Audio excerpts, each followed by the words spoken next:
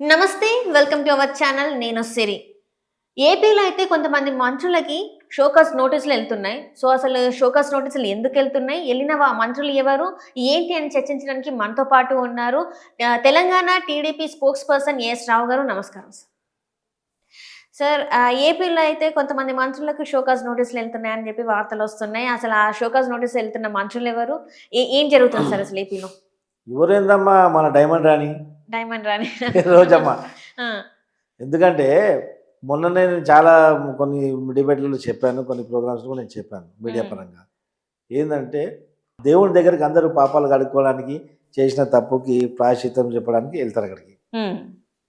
ఏ మతంకి చెందినటువంటి వాళ్ళైనా కానీ, ముస్లింలైనా, క్రిస్టియన్లైనా, హిందువులైనా అవును సార్. ఒక ఆధ్యాత్మిక కేంద్రానికి వెళ్తే మనకు ఆత్మ పరిశీలన చేసుకోవాలి, మనకు ఒక సద్బుద్ధి కలిగించాలని చెప్పేసి చేస్తాం. హ్మ్. అనువున నీ రక్తం ప్రతి బొట్టు కూడా దుర్బుద్ధి ఉన్నాక నువ్వు పాపాలు కడుక్కునేటువంటి పశ్చాత్తాప పడేసి భగవంతుని ప్రార్థించేటువంటి ఒక కలియుగ దైవమైనటువంటి వెంకటేశ్వర స్వామి దగ్గరికి వెళ్ళి అక్కడ కూడా నువ్వు పాపాలు చేస్తే, హ్మ్. వెంకటేశ్వర స్వామి కలియుగ దేవుడు, ఎవరిని క్షమించడు ఆయన. అవును. ఇమ్మీడియట్లీ రిజల్ట్ ఉంటుంది అక్కడ. నువ్వు అక్కడ 10 రోజులకు ఒకసారి దర్శనం చేస్తున్నావు. ఆ దర్శనం ఏం చేస్తున్నావు? ఎన్ఆర్ఐస్ వస్తున్నారు, వాళ్ళని పట్టుకుని పోతున్నావు. 10 లక్షలు 20 లక్షలు ట్రిప్కు 10-20 లక్షలు, నెలకు 3 అంటే నెలకు 60 లక్షలు వచ్చాయి నీకు. అట్లా నువ్వు సంపాదిస్తున్నావు. ఇక నీ నియోజకవర్గంలో మాత్రం అరాచకం సృష్టించినావు. ఎవడు ఒక ఎగ్జిబిషన్, బట్టలు అమ్ముకునే ఎగ్జిబిషన్ పెడితే కూడా వాళ్ళ దగ్గర నువ్వు కమిషన్ ఇస్తే 1% ఇస్తే ఇస్తాం, లేకుంటే నీకు పర్మిషన్ రాదు. అలా అరాచకం సృష్టించింది. అట్లా కూడా చేస్తారా? మంత్రి పదవిలో ఉండి కూడా అట్లాంటి పనులు చేస్తారా? మంత్రి పదవి నుండి ఒక బ్రోకర్ లాగా నువ్వు తీసుకుపోయి ఆడ రోడ్ల మీద ఉన్న ఏజెంట్ లాగా తీసుకుపోయి దర్శనం చేయించేసి నువ్వు డబ్బులు తీసుకుంటున్నప్పుడు అది తెలియదా? అక్కడ ఉన్నటువంటి ఈమె అరాచకాలు, ఈమె డిస్కో డ్యాన్స్లు అన్నీ చూసి పెద్దిరెడ్డి అడ్డుకట్టేసిండు. అడ్డుకట్టేసి ఈమె ఒంటెత్తు పోకడ ఇక నేనే ఉన్నా అని చెప్పేసి ఈమె ఫోజులకు పెద్దిరెడ్డికి ఈమెకు పడలేదు. ఇద్దరికి ఉన్న వైరం ప్రకారంగా ఈమె తిరగబడడం, ఆయన ఉన్నట్టు ఇన్ఫ్లుయెన్స్ ఆయన యూజ్ చేయడం, దాంతో జగన్మోహన్ రెడ్డి ఈమెకు నోటీస్ ఇవ్వడం జరిగింది. జగన్మోహన్ రెడ్డి గారు ఇచ్చారు. వైసీపీ పార్టీ నుంచి అధికారికంగా నోటీస్ ఇచ్చిండ్రు. 24 గంటల్లో జవాబు చెప్పాలా, లేకుంటే సస్పెండ్ చేస్తామని చెప్పేసి నోటీస్ ఇచ్చిండ్రు. ఇప్పుడు ఏం చేస్తుంది ఆమె? పోయి మళ్ళీ జగన్ గారిని కలిసే అవకాశాలు ఉన్నాయా? వెళ్ళి వివరణ ఇచ్చుకుంటది అంటారా? ఇంకా వివరణ ఇచ్చుకుంటుందో, లేకుంటే ఆమె వివరణ ఇచ్చుకున్నా కానీ ఈమె చేసిన అరాచకాలన్నీ ఆమెకు ఓటు పడే పరిస్థితి లేదు. ఆమెకు టికెట్ ఇయ్యాలని చెప్పి తెలిసిపోయింది. ఇవ్వట్లేదు కదా, టికెట్ ఆల్రెడీ ఇవ్వట్లేదు ఆమెకి. ఇక మంత్రి పదవి చేసి నువ్వు 2 సార్లు ఎమ్మెల్యే అయ్యి మంత్రి పదవి నీకు టికెట్ ఇవ్వకపోతే ఇక నువ్వు ముఖం ఎక్కడ పెట్టుకుని తిరుగుతావు? అంటే మళ్ళీ ఏమన్నా జనసేన కానీ, అంటే ఫస్ట్ తన టీడీపీలో ఉంది మీకు తెలిసిందే.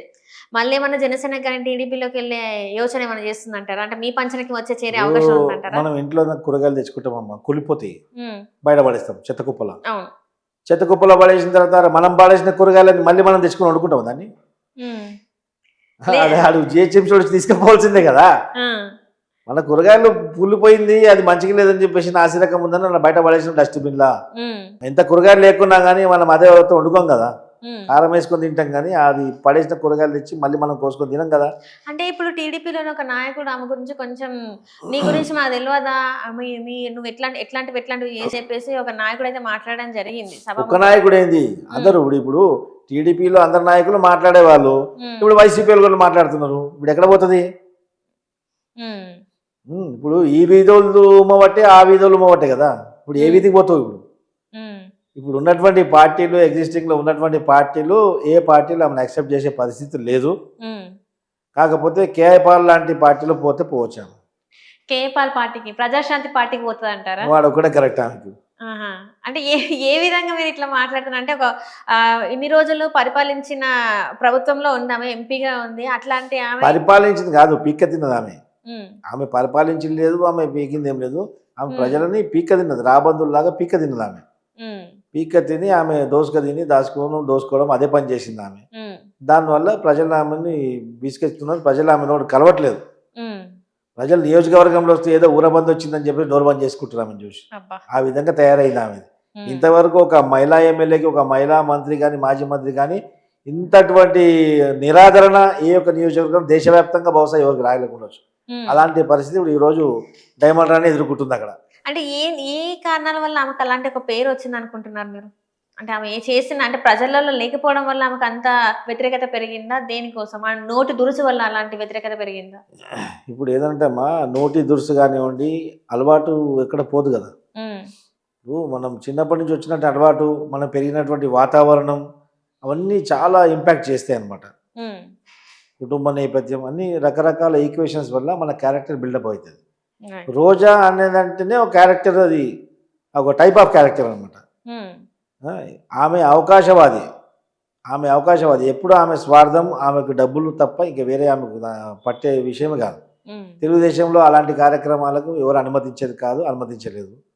పోయింది వైఎస్ఆర్సీపీలకు. వైఎస్ఆర్సీపీ ఆ యొక్క సిద్ధాంతాలతో పుట్టింది కాబట్టి ఆమె అడ్జస్ట్ అయ్యగలిగింది. ఇప్పుడు అక్కడ కూడా నువ్వెంత నేనెంత అని చెప్పేసి ఒకరికొకరు దోచుకోవడం, దాచుకోవడంలో కాంపిటీషన్ పరంగా ఆడ దెబ్బతింది కానీ ఆ సిద్ధాంతాలతో విభజించలే ఇక్కడ. హ్మ్. ఈమె సిద్ధాంతం, వైసీపీ సిద్ధాంతం ఒకటే. అందుకే ఈ 10 ఏళ్ళు అక్కడ ఇమ్మడగలిగింది ఆమె. హ్మ్. ఈ దోచుకోవడంలో వైరం జరిగి ఆ పార్టీల నుంచి బయటకు వెళ్ళవలసి వస్తుంది ఆమె. హ్మ్. అంటే ఇప్పుడు బయటకు వచ్చేస్తది ఇంకా ఆమె. ఇప్పుడు టికెట్ ఇవ్వకుండా ఏం చేస్తుంది ఉండాలి? హ్మ్. అంటే టికెట్ ఇయ్యకపోయినా కూడా పర్వాలేదు అన్నట్టు మాటలైతే వచ్చినాయి గదా! అంటే మేము జగన్మోహన్ రెడ్డి ముఖ్యమంత్రి అయితే చాలు మాకు టికెట్ ఇవ్వకపోయినా పర్లేదన్నట్టు మాట్లాడారన్నవి వార్తలు కూడా వచ్చినాయి గదా! ఆ మధ్య ఇప్పుడు పార్టీలో ఇక్కడ ఉంటదా? ఏంటమ్మా, వైసీపీ వైసీపీ ఇంట్లో జగన్మోహన్ ఇంట్లో డస్ట్బిన్ అది. హ్మ్. ఆ ఏ మూలకు పెట్టుకుంటా మాకేం పోయింది? ఎక్కడ దగ్గర పెట్టుకోండి. హ్మ్. ఆ ఒకవేళ చెత్త మాకెందుకు? అదే. అంటే ఒకవేళ ఇంతకుముందు ఇదే పార్టీలో ఉన్నాను గదా! అని మళ్ళీ మీ సొంత గూటికి అంటే గర్వాపీసెస్ ఇలా కాంగ్రెస్ వాళ్ళు కూడా పెట్టారు గదా! గర్వాపసి అని జెప్పేసి అట్లనే మళ్ళీ గర్వాపస్ ఎవరికైతుంది? హ్మ్. గర్వాపస్ ఎవరికైతుంది? ఒక మంచి వ్యక్తులకు అవుతుంది, మనుషులకు అవుతుంది, హ్మ్. చెత్తకు కాదు. హ్మ్. ఇందాక చెప్పినా కదా, మాకు పనికిరాదు కుళ్ళిపోయిందని ఆ చెత్తను తీసి డస్ట్బిన్లో పడేసినాము. ఆ హ్మ్. డస్ట్బిన్ జగన్మోహన్ రెడ్డి డస్ట్బిన్లో ఉంది అది. ఆ జగన్మోహన్ రెడ్డి డస్ట్బిన్లో ఎటు పెట్టుకుంటుందో మాకు సంబంధం లేదు. ఆ హ్మ్. డస్ట్బిన్ బయట వేస్తే ఇంకా వేరే ఎక్కడన్నా పోతుంది కానీ మేము ఈ డస్ట్బిన్లను మేము తీసుకొచ్చుకోము ఎప్పుడే కానీ. హ్మ్.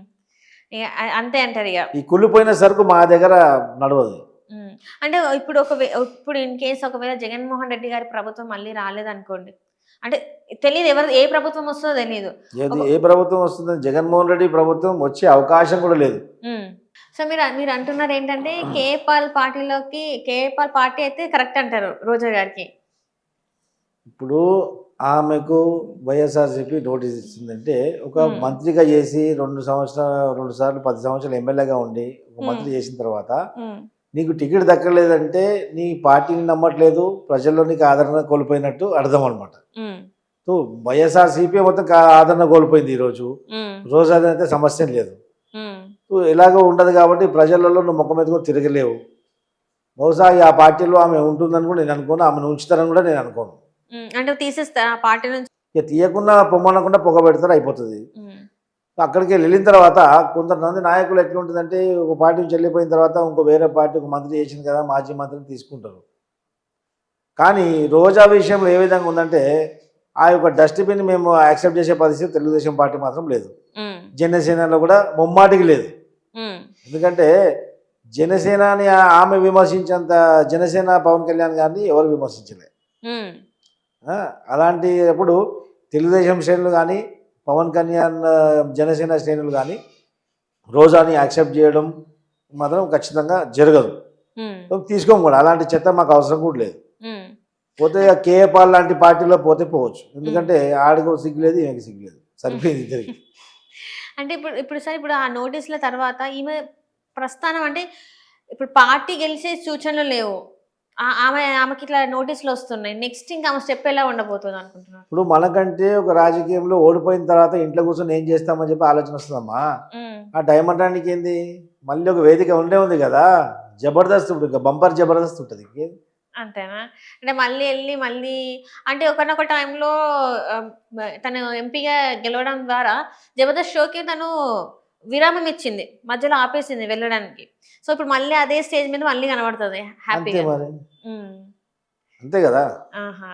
అంటే మళ్ళీ ఇవే షోస్ చేసుకుంటా ఇప్పుడు అడవి పంది నగరంలోకి వచ్చినప్పుడు ఏమవుతుంది, అటవీ శాఖకు సంబంధించినటువంటి ఉద్యోగులు కానీ అటవీ శాఖ అధికారులు ఏం చేస్తారు, ఫారెస్ట్ ఎంప్లాయీస్ దాన్ని పట్టుకొని మళ్ళీ అడవికి వదిలేస్తారు. హ్మ్. ఆ జబర్దస్త్ నుంచి పట్టుకొచ్చి ఇవన్నీ మళ్ళీ ఆ జబర్దస్త్కి వదిలేస్తారు. హ్మ్. అంతే కదా మరి. అంతే.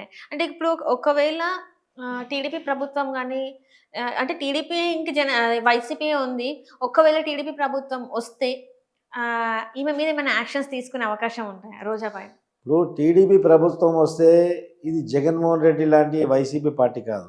తెలుగుదేశం పార్టీ సమాజం శ్రేయస్సు కొరకు, ప్రజల కొరకు పుట్టినటువంటి పార్టీ. మేము ప్రజల యొక్క భవిష్యత్తు దృష్టిలో పెట్టుకొని పరిపాలన కొనసాగిస్తాం కూడా. సో ఏ ఒక్క వ్యక్తితోటి కానీ వ్యక్తిగతంగా వైరం కానీ తెలుగుదేశం పార్టీ ఎప్పుడు చేయలేదు, చేయబోదు కూడా. వ్యవస్థాపకంగా ఏమైనా తప్పులు జరిగితే దానికి జ్యుడిషియల్ ఎంక్వైరీ చేస్తాం. చట్టం తన పని తాను చేసుకు వెళ్ళిపోతుంది. అంతేగాని వ్యక్తిగతంగా వీళ్ళలాగా నోరు బారేసుకోవడం మా యొక్క తెలుగుదేశం చరిత్ర లేదు. Right sir.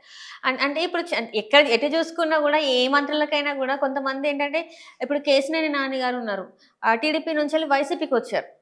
సో ఇప్పుడు కొంతమంది వైసీపీ నుంచి జనసేనకి టీడీపీకి వెళ్తున్నారు. కానీ ఇక్కడ ఈమె పరిస్థితి చూస్తే అటు ఇక వైసీపీలో ఉండలేని పరిస్థితి, ఇటు జనసేన కానీ టీడీపీలోకి కానీ వచ్చే పరిస్థితులు లేవు. అంటే తన మాట తీరే కావచ్చు, ఇంకేదన్నా కావచ్చు.